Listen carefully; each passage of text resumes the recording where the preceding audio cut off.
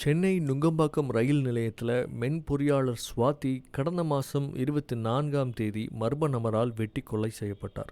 தப்பிச் சென்ற கொலையாளியை பிடிக்க தனிப்படை போலீசார் தீவிர முயற்சியில் ஈடுபட்டாங்க. போலீசாருக்கு கிடைச்ச சிசிடிவி கேமரா பதிவுகளின் அடிப்படையில் குற்றவாளியின் மாதிரி வரைபடத்தை போலீசார் வெளியிட்டாங்க. தொடர்ந்து பல இடங்கள்லையும் கொலையாளியை தேடும் பணியில் ஈடுபட்டாங்க. இந்த நிலையில் சுவாதியை கொலை செஞ்ச கொலையாளி நள்ளிரவில் செங்கோட்டையில் கைது செய்யப்பட்டிருக்கான். கொலையாளியின் பேர் ராம்குமார் அப்படின்னும் போலீசார் தன்னை நெருங்கியதை அறிஞ்ச அவன் கழுத்தை அறுத்து தற்கொலைக்கு முயற்சி செஞ்சதாகவும் தகவல் வெளியாகியிருக்கு.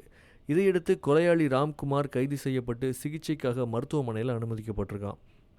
போலீசாரால் கைது செய்யப்பட்ட ராம்குமாருக்கு வயசு 24, நெல்லை மாவட்டம் செங்கோட்டையை சேர்ந்தவன். பிஇ பட்டதாரி.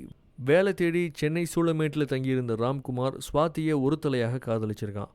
கடந்த 3 மாதங்களாக முயற்சி செஞ்சும் சுவாதி காதலை ஏற்காததால் வெறுப்படைஞ்ச ராம்குமார் நண்பன் ஒருவன் உதவியோட கொலை செஞ்சதாக தகவல் வெளியாகியிருக்கு.